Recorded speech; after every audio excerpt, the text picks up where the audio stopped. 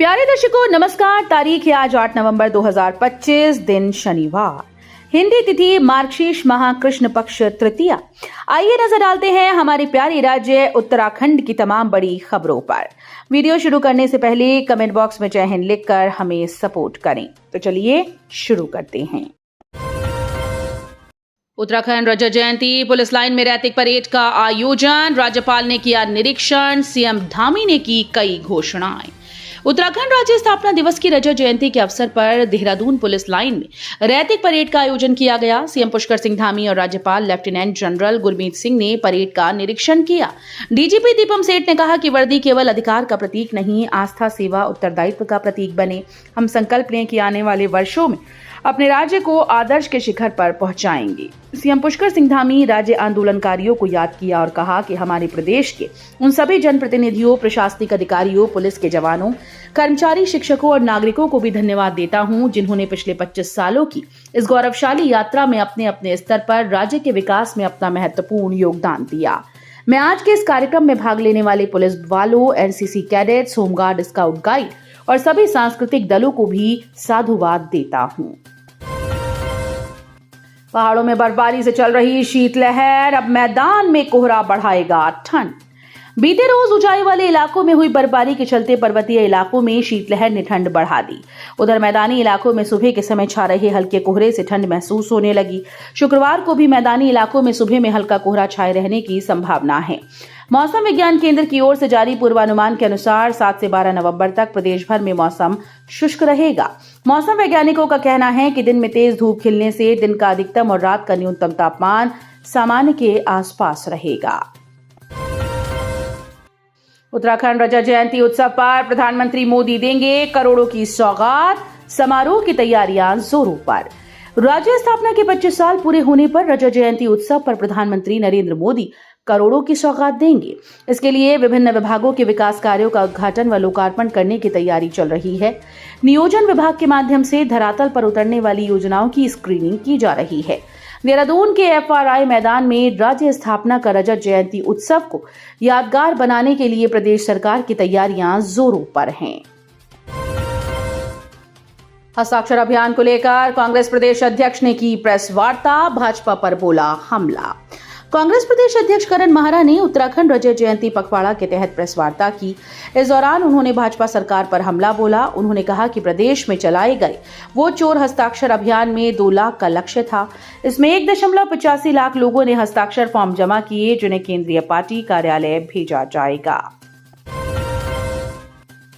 Lawrence Bishnoi के नाम पर मांगी 30 लाख की रंगदारी, कारोबारी को विदेशी नंबर से आया कॉल, उड़े होश। उत्तराखंड के रुड़की से एक चौंकाने वाला मामला सामने आया, जहां कुख्यात गैंगस्टर लॉरेंस बिश्नोई के नाम पर एक कारोबारी से 30 लाख रुपए की रंगदारी मांगी गई। हैरानी की बात यह है कि धमकी की कॉल विदेश से आई थी। पुलिस ने इस मामले में एक आरोपी को गिरफ्तार कर लिया, जबकि मास्टरमाइंड अभी आर्मेनिया में बताया जा रहा है। रुड़की के कलियर थाना क्षेत्र में रहने वाले व्यापारी रवि सैनी को एक विदेशी नंबर से कॉल आई।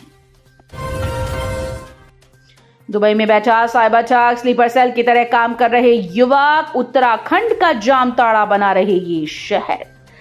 दुबई में बैठा साइबर ठगी का सरगना दिल्ली हरियाणा की पुलिस को चकमा दे रहा है। कभी इसकी लोकेशन आईपी एड्रेस कंबोडिया तो कभी दुबई दिख रही है। मुख्य आरोपित प्रियांशु रोलेक्स विदेश से ही हल्द्वानी स्थित बनभूलपुरा के युवकों को स्लीपर सेल की तरह यूज कर रहा है। लोगों से की गई साइबर ठगी की रकम बनभूलपुरा के युवकों के खातों में ट्रांसफर होती है।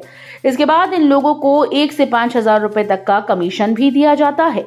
दिल्ली पुलिस ने 1 नवंबर को बनभूलपुरा थाना क्षेत्र में पहुंचकर 3 युवक मोहम्मद शादाब अंसारी, अनस अंसारी और मोहम्मद दानिश को ट्रेस करके गिरफ्तार किया था। साथ ही हल्द्वानी से इन्हें अपने साथ दिल्ली लेकर चली गई थी। उत्तराखंड विद्युत नियामक आयोग ने बिजली उपभोक्ताओं को दी राहत, मिड टर्म खरीद को लेकर यूपीसीएल को दिए आदेश। उत्तराखंड विद्युत नियामक आयोग ने कहा कि यूपीसीएल द्वारा प्रस्तावित 500 मेगावाट की मीडियम टर्म बिजली खरीद की जिम्मेदारी पूरी तरह से यूपीसीएल की होगी। आयोग ने स्पष्ट किया कि इस योजना से जुड़ी किसी भी अक्षमता या नुकसान का बोझ राज्य के बिजली उपभोक्ताओं पर नहीं डाला जा सकता। आयोग के अनुसार 500 मेगावाट की मात्रा यूपीसीएल के सलाहकारों की सिफारिश पर तय की गई थी, जिसे यूपीसीएल ने मंजूरी दी। आयोग ने कहा कि यूपीसीएल ने अपने पूर्वानुमानों पर पूरा भरोसा जताया और उन्हें बार बार सार्वजनिक सुनवाई में दोहराया भी है। आयोग के अनुसार यदि यूपीसीएल के अनुमान सही साबित होते हैं तो उसे महंगी बिजली लेने की जरूरत नहीं पड़ेगी, जिससे उपभोक्ताओं को सस्ती बिजली मिल सकेगी। उत्तराखंड रजत जयंती पर भव्य एयर शो, 8 राज्यों के 18 ग्लाइडर पायलट ने आसमान में दिखाए करतब। उत्तराखंड राज्य की 25वीं वर्षगांठ के उपलक्ष्य में थानों के सिंधवाल गांव में एक भव्य एयर शो और पैराग्लाइडिंग एक्यूरेसी स्ट्रेंथ प्रतियोगिता का आयोजन किया गया। इस रोमांचक आयोजन ने राज्य स्थापना के जश्न को और भी खास बना दिया। प्रतियोगिता में देश भर से 8 राज्यों के लगभग 18 अनुभवी ग्लाइडर पायलट्स ने हिस्सा लिया।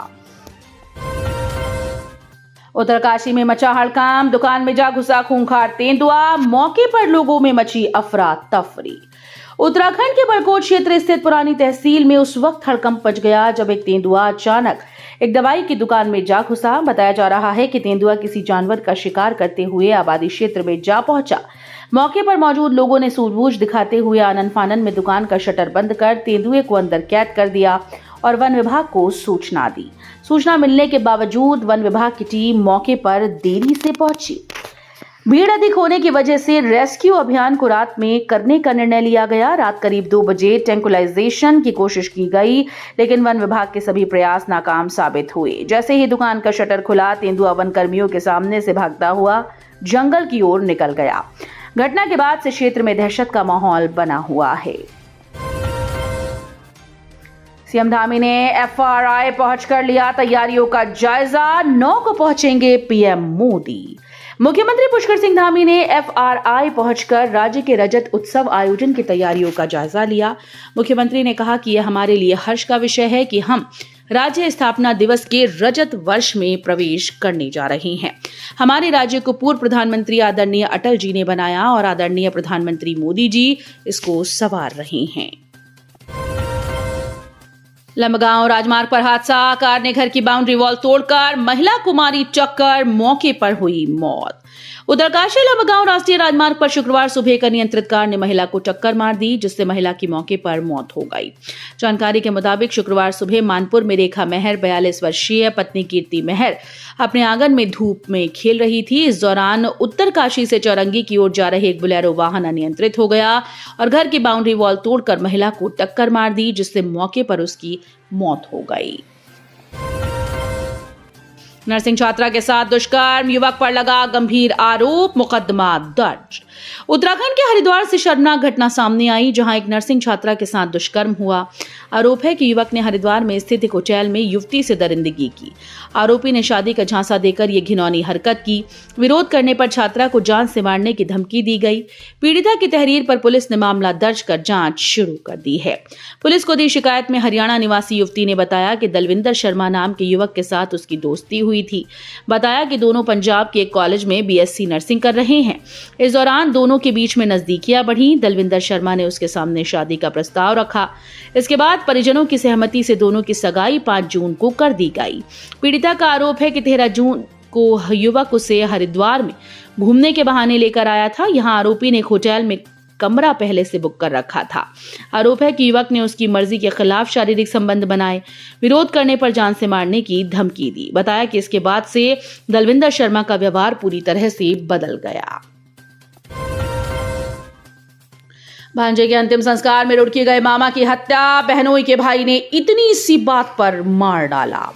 भांजे के अंतिम संस्कार में गए गांव चिरायू निवासी सोनू चौहान 40 वर्षीय की भांजे के अंतिम संस्कार में गए गांव चिरायू निवासी सोनू चौहान 40 वर्षीय की रुड़की में बहनोई के भाई ने हत्या कर दी। शुक्रवार को पोस्टमार्टम के बाद उसका शव गांव पहुंचा। यहां गमगीन माहौल में अंतिम संस्कार किया गया। तो ये थी उत्तराखंड की बड़ी खबरें। हम मिलेंगे अगले बुलेटिन में, तब तक के लिए धन्यवाद।